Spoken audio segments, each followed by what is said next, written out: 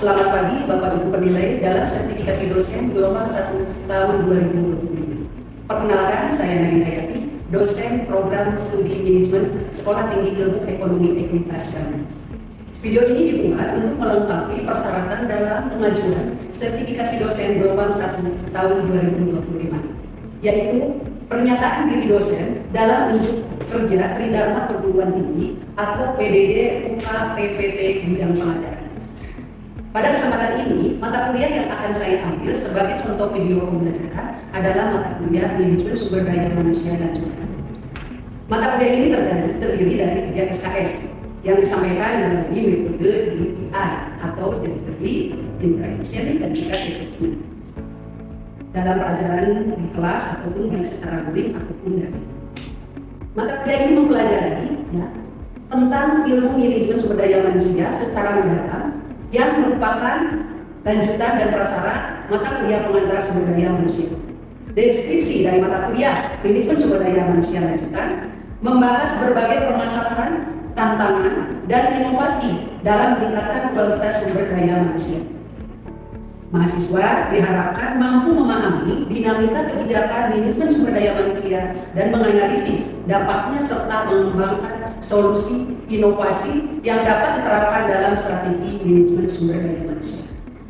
Adapun capaian pembelajaran lulus program studi menunjukkan sikap bertanggung jawab atas pekerjaan di bidang keahliannya secara mandiri, menguasai prinsip kepemimpinan dan kewirausahaan dalam berbagai tipe organisasi, mampu menerapkan pemikiran logis, kritis, sistematis, dan inovatif dalam konteks pengembangan atau implementasi ilmu pengetahuan dan teknologi yang memperhatikan dan menerapkan nilai humaniora yang sesuai dengan bidang keahliannya. Mampu menunjukkan kinerja mandiri, bermutu, dan terukur.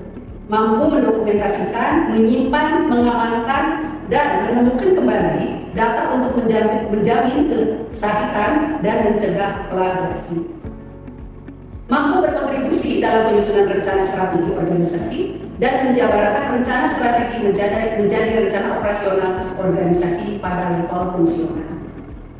Capaian pembelajaran mata kuliah program studi mampu memahami dan menguasai pengantar manajemen sumber daya manusia lanjutan, mampu memahami dan menguasai HR strategi, mampu dan memahami dan menguasai disiplin kerja, mampu memahami dan menguasai motivasi dan prestasi kerja, mampu memahami dan menguasai promosi, rotasi, dan demosi, mampu memahami dan menguasai manajemen dan penilaian kinerja, mampu memahami dan menguasai konflik dan stres kerja, mampu memahami dan menguasai lingkungan kerja dan K3, mampu memahami dan menguasai hubungan industrial, mampu dan memahami menguasai kepemimpinan, mampu memahami dan menguasai sistem informasi dan evaluasi kinerja sumber daya manusia, mampu memahami dan menguasai talent management dan manajemen pengetahuan, mampu dan memahami menguasai HR dan perspektif Islam. Adapun materi pembelajaran dari pertemuan ke-1 sampai dengan pertemuan ke-14. Ke-1 terkait materi pengantar manajemen sumber daya manusia lanjutan. Materi yang kedua terkait HR strategis. Materi yang ketiga disiplin kerja. Materi keempat tentang motivasi dan prestasi kerja. Materi kelima tentang promosi, rotasi, dan demosi. Materi yang keenam tentang manajemen dan penilaian kinerja. Materi yang ketujuh konflik dan stres kerja. Materi ke-8 tentang lingkungan kerja dan K3. Materi ke-9 hubungan industrial. Materi ke-10 tentang kepemimpinan. Dan materi ke-11 tentang kepuasan kerja. Selanjutnya materi ke-12 sistem informasi dan evaluasi kinerja sumber daya manusia. Materi yang ke-13 talent management dan manajemen pengetahuan. Dan yang terakhir materi ke-14 tentang HR dalam perspektif Islam. Adapun referensi yang digunakan yaitu bahan ajar yang ditulis oleh saya sendiri dan teman-teman rekan-rekan dosen yang lain, yaitu bahan ajar manajemen sumber daya manusia. Juga yang ditulis sama saya dan rekan-rekan dosen tentang perilaku organisasi. Sumber lainnya atau yang lainnya adalah Human Resource Management dari Matis Robert, ada juga Human Resource Management dari Noé Raymond, Ada juga dari Andilei tentang the proper handle of human resource management. Juga ada human resource management dari ahli. Dan juga ada manajemen sumber daya manusia karya Sondang Xiaoyan. Dan masih banyak lagi referensi-referensi lainnya seperti dari jurnal-jurnal, baik internasional maupun nasional.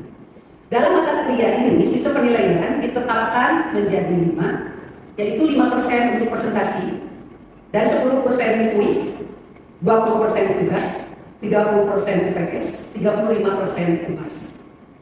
Sedangkan metode pembelajaran yang digunakan adalah discovery learning, presentation, case study, dan problem-based learning.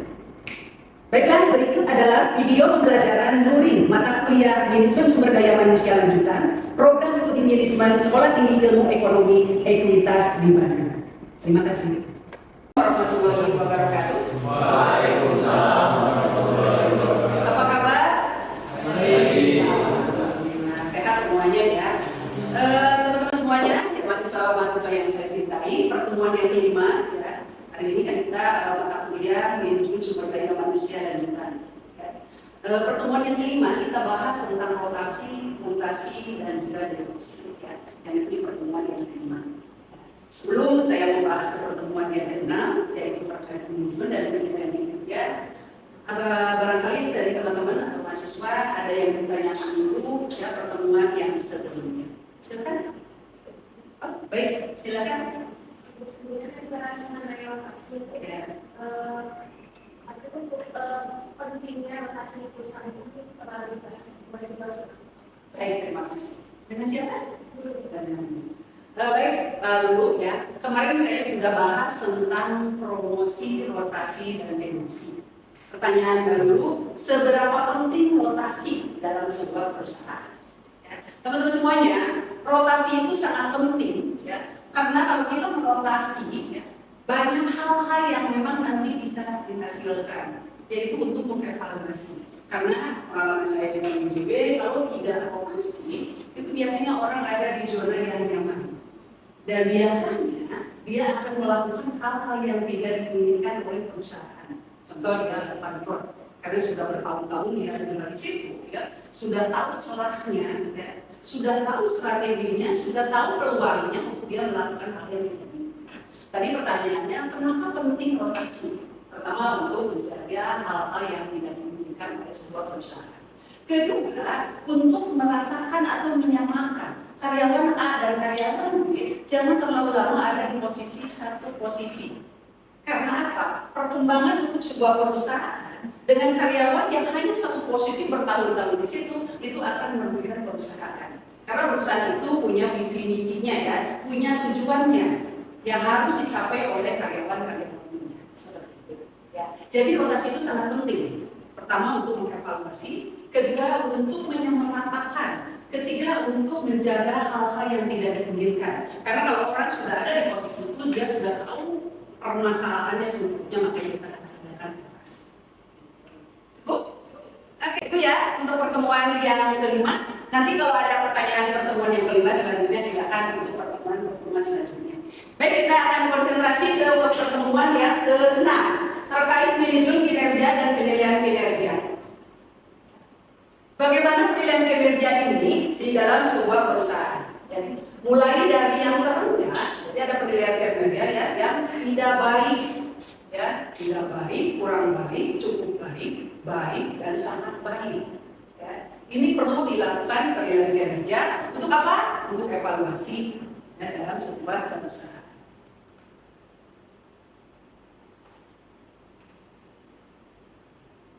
Ini pengertiannya dulu penilaian kinerja atau performance appraisal adalah suatu proses atau kegiatan yang dilakukan oleh perorangan atau kelompok. Jadi penilaian kinerja itu sama atasan, ya, sama teman sejawat, atau sama bawahan. Itu harus dinilai. Bagaimana kita bekerja di luar sebuah perusahaan. Karena perusahaan itu punya, dan sudah saya sampaikan, punya visi, misi, dan tujuan. Jadi harus ada yang menilainya sih. Kita kerja itu kan di target ya. Jadi teman-teman kalau target itu jangan jadikan beban, berat kalau jadikan beban, tapi jadi tantangan. Bagaimana kita membuat strateginya. Nah nanti dampaknya adalah pendidikan kinerja setelah kita mencapai pekerjaan-pekerjaan sesuai dengan target yang diinginkan. Selanjutnya, ya, untuk penilaian kinerja itu sendiri adalah proses mengevaluasi seberapa baik karyawan melakukan pekerjaan target yang sudah ditentukan.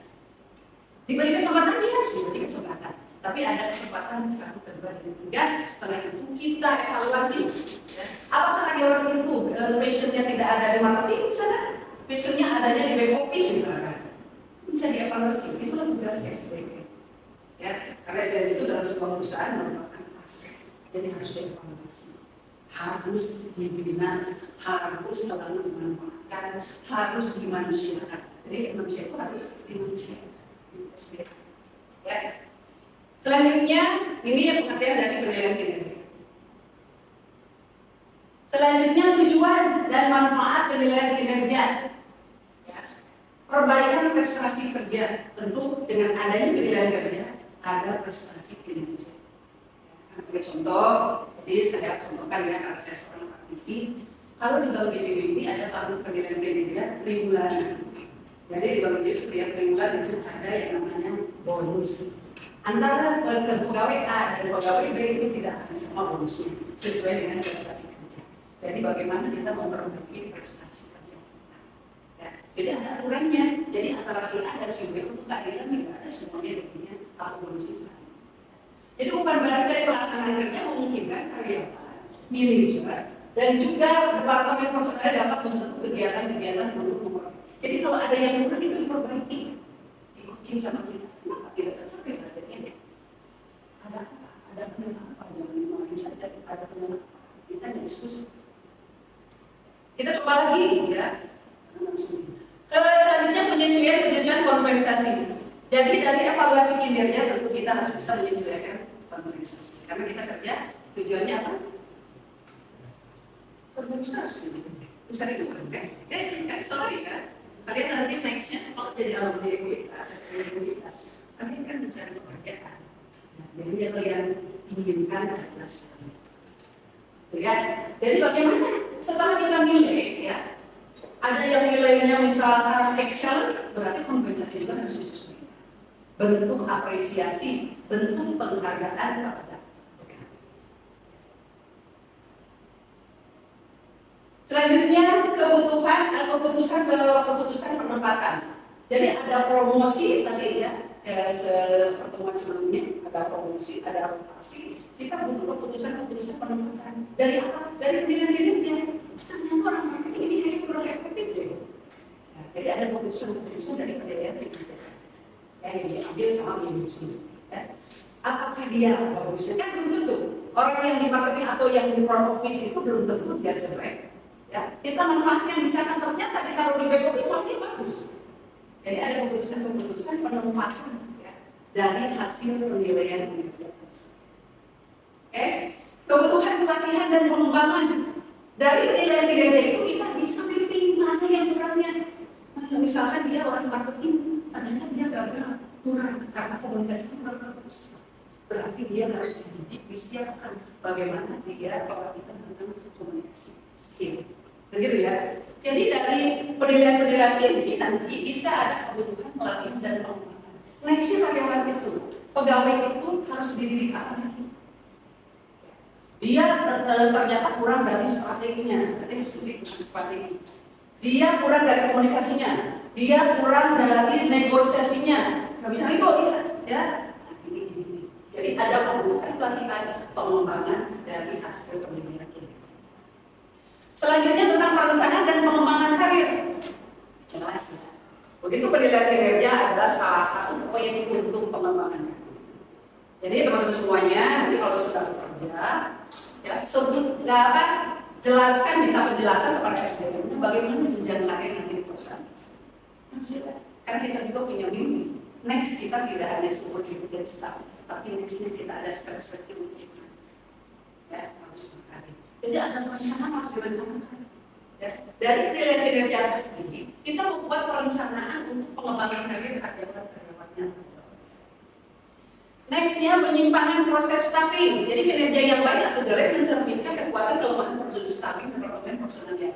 Apabila, ya, jadi orang SDM itu kan manusia biasa pasti punya kelemahan. Dari penilaian kinerja ada penyimpangan proses staffing. Ya. ini juga jadi bahan evaluasi. Makanya dari hasil penilaian kerja terhadap karyawan, kita akan bisa menyimpulkan tentang proses. Ketidakakurat informasional, ya. Jadi potensi kerja yang jelek mungkin menunjukkan kesalahan informasi analisis yang ya. Dan juga rencana sumber daya manusia dan memenuhi sistem informasi. Jadi kita itu kalau jumlah mahasiswa atau jumlah karyawannya sudah lebih dari 1.000, kita harus punya sistem informasi manajemen karena untuk memudahkan. Kenapa penting? Penilaian kinerja ini nanti ada keputusan-keputusan manajemen yang diambil untuk dia nanti mengembangkan karirnya. Jadi ada database-nya. Ya. Kalau kita sudah 1.000 karyawan yang masih manual, ya. Kalau manajemen minta misalkan si A bagaimana kinerjanya? Ini kan dari sisi bagaimana SDM mengelola karyawannya. Yang selanjutnya kesalahan-kesalahan dalam desain pekerjaan. Kinerja yang jelek mungkin merupakan suatu tanda kesalahan dalam desain pekerjaan. Mungkin ada bisnis prosesnya yang harus dievaluasi. Kan tidak tercapai target-target itu tidak semuanya kesalahan marketingnya misalkan.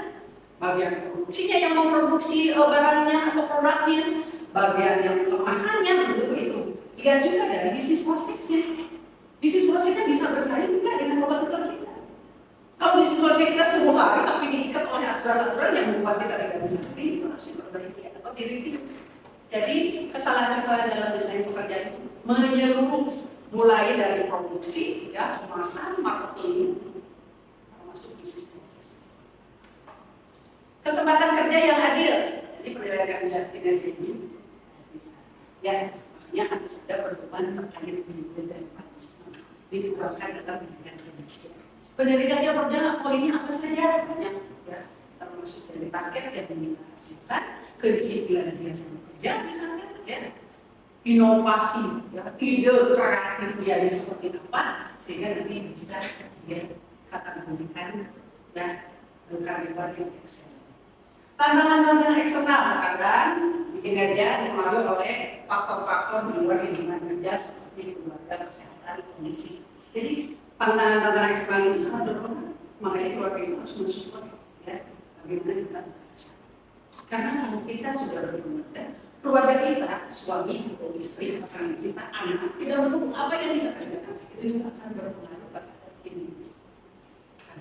Jadi dalam dia nanti kalau sudah bekerja, komitmen dengan pasangannya, bahwa saya ingin berkarir. Jadi harus didukung, harus disupport, ya, gitu ya. Oke, itu tantangan-tantangan eksternal.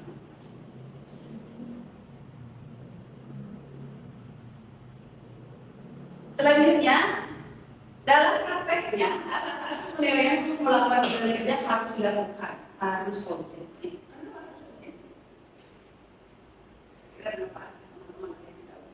Kenapa penilaian kerja harus dilakukan secara objektif? Kenapa?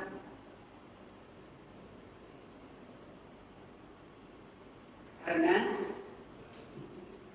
kenapa harus objektif? Senario mungkin manusia itu tidak sempurna, ya, kesempurnaan yang dari Allah. Jadi seada mungkin kenapa harus objektif? Karena subjektivitas itu lebih ke kepentingan pribadi kita sebagai pribadi. Kalau saya sebagai alasan kalian, saya menilai kalian. Kalau saya menilainya secara subjektif berarti kepentingan saya. Saya membenci dan kamu membenci karena saya benci banget subjektivitas. Tidak dilihat secara objektivitasnya bahwa dia tidak tidak. Karena ketidaksukaan saya secara pribadi itu bisa mempengaruhi. Makanya secara objektif harus menilai kinerja. Itu ada nggak di dunia pekerjaan yang menilai kita secara ada saja. Ya, makanya teori-teori ini kalian harus pahami. Next kalian bekerja, kalian bisa berargumentasi dari teori yang dihasilkan dari saya, ilmu pekerjaan. Ya, terus harus secara adil, walaupun tadi sudah dikategorikan bahwa manusia itu tidak adil, ya, tetapi setidaknya mendekati adil. Makanya harus ada yang namanya pedoman ilmu dan manajemen, ada pedoman pengembangan karir untuk menjauhkan ketidakadilan. Ada yang profes, tugasnya SDM, ya, di Kompuen, di Kompes, itu tugasnya SDM. Ya. Selanjutnya adalah secara transparan. Harus transparan. Jadi nanti kita diskusi nih. Kamu tadinya tidak transparan, saya nilai kamu cukup baik. Nextnya kamu perbaiki semester selanjutnya. Transparan, informasi. Jangan sekarang nilai kamu cukup baik. Kamu tidak bagus saja. Diskusi. Kamu kenapa ada kendala apa? Kenapa nilainya kamu ini jelek? Kemarin kamu udah sangat baik loh. Karena sekarang cukup baik. Ini tidak salah. Bahwa saya baru saja bilang bisa. Jadi kita harus diskusi. Orang SDM itu harus komunikasinya bagus. Dan orang SDM itu harus dijauhkan dari rasa iri dengki. Orang SDM. Ya. Dan harus apa? Kalau kira-kira kita nanti dibayar SDM dan punya sifat yang kurang sama. Ya, jadi dan itu yang saya lakukan waktu saya kerja di berjilid tahun. Saya pegang dari pemimpin CSDM selama 4 tahun dan saya mengelola 8.000 pegawai. Sesabar apa saya mengelola 8.000 pegawai yang notabene bisa berbuat, bisa bicara, bisa. Kalau saya ngomong sendiri. Orang SDM, kalau kira-kira tidak mampu untuk jadi orang SDM, mampu tidak kesalahan saya adalah nilainya di 2 atau 3 tidak bisa. Ya, karena yang mengelola makhluk hidup pasti punya perasaan. Ya. Nah inilah asas-asas penilaian yang harus dilakukan. Jadi secara objektif, secara adil, secara transparan. Bisa nggak ya kira-kira kita sebagai atasan harus objektif, harus adil, dan harus transparan. Kalau kira-kira kita bisa. Jadi dulu saya tantangannya, maksud saya menjadi pemimpin SDM ini tantangan bisa. Tapi kan saya juga manusiawinya. Misalnya beberapa detik saya tidak ada ya, langsung istighfar. Oke, selanjutnya proses penilaian kinerja yang dilakukan melalui tahapan. Jadi ada prosesnya, menyusun rencana dulu, rencana kerja. Pasti ada planning dulu. Ya. Terus ada pelaksanaan, ya, dilaksanakan. Ada pembinaan, misalkan ada yang kurang, nilainya ada pembinaan dari atasannya langsung. Ya, ada pengawasan atau peninjauan dan ada pengendalian.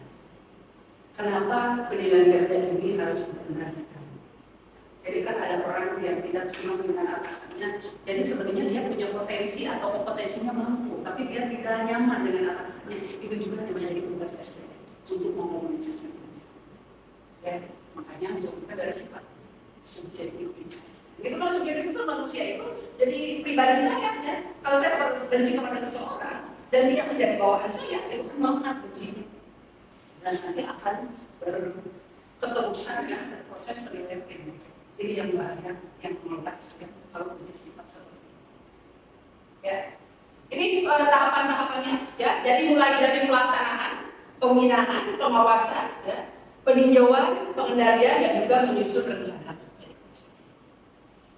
Oke, selanjutnya kriterianya, ya. Jadi kriteria penilaian kinerja hasil dari individunya seperti apa? Jika hasil kerja aspek kerja yang diutamakan pada jabatan tersebut, maka hasil individu dapat dijadikan kriteria penilaian. Jadi hasil kerja individunya, karena penilaian itu ada 2. Penilaian performance secara unit kerjanya, misalkan saya di bagian marketing, di unit kerja marketingnya sangat baik, itu di tangan ya.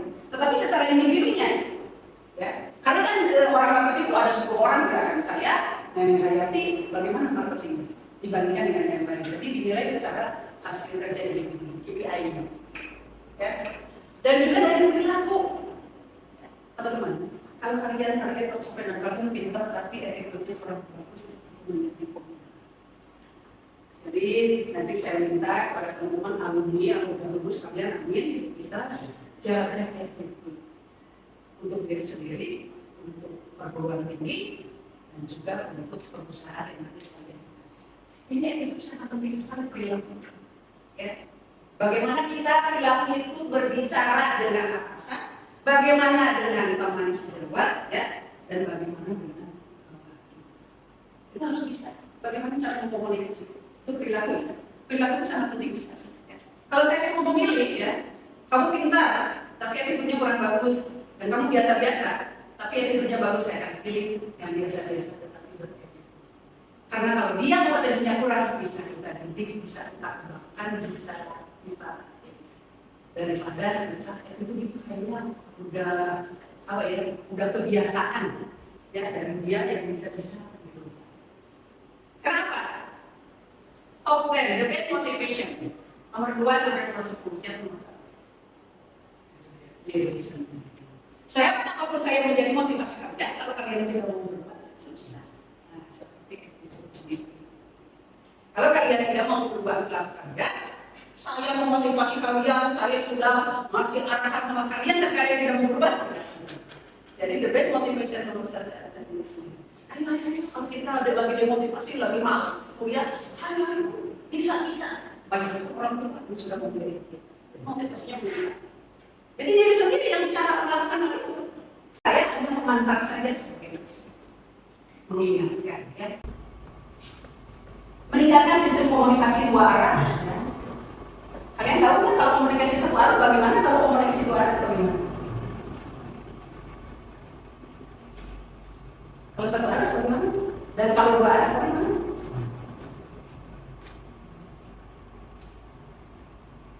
Saya aja ngajarin misalnya. Kalau saya komunikasi 1 arah, berarti saya tidak akan ada pertanyaan. Ada yang ditanyakan, dan saya tidak gimana saya udah terus bicara. Dan cenderung egois. Ya. Karena komunikasi yang bagus adalah komunikasi 2 arah. Karena saya sebagai dosen dan mahasiswa itu sebagai audiens saya harus bangun chemistry saja. Kalau saya tidak membangun chemistry dengan kalian sebagai mahasiswa, saya menyampaikan materi tidak akan sampai ke kalian. Jadi saya harus membangun dulu chemistry saya. Di awal pertemuan kita sudah kenalan, nah itu membangun chemistry. Karena percuma saya sebagai dosen menyampaikan materi saya, tapi tidak ada chemistry dengan mahasiswa. Ya.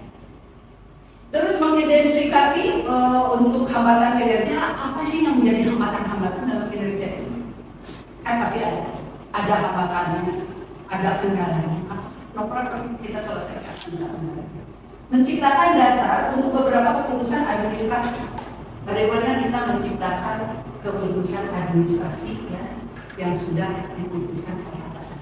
Nah, kita sebagai karyawan harus tahu bagaimana ya, memutuskan atasan. Oke, itu untuk pertemuan ya. Nanti ini ada diskusi sudah saya share ke grup WhatsApp ya. Ini untuk diskusi ini sebagai tugas kuis yang nanti akan dikumpulkan di minggu depan pertemuan selanjutnya. Jadi kuis ini dikerjakan sama teman-teman semuanya ya, dikumpulkan di minggu depan. Dan nanti kelompok yang akan presentasi minggu depan silakan persiapkan. Nanti presentasi di depan saya ya. Nanti saya akan menilai dan saya akan memberikan arahan atau memberikan bagaimana presentasi yang baik ya untuk persiapan kalian nanti next. Misalkan kalian untuk sidang skripsi, untuk kalian nanti interview di dalam pekerjaan, bagaimana komunikasi. Itu mungkin pertemuan hari ini ya. Terima kasih, mudah-mudahan kalian selalu diberikan kesehatan. Amin. Dan mudah-mudahan ya kalian selalu dimudahkan ya, dan kalian selalu sesuai target untuk lulus menjadi mahasiswa STI sesuai target. Baik, di sesi akhir kita berdoa dulu, selalu diberikan kesehatan ya. Berdoa dimulai.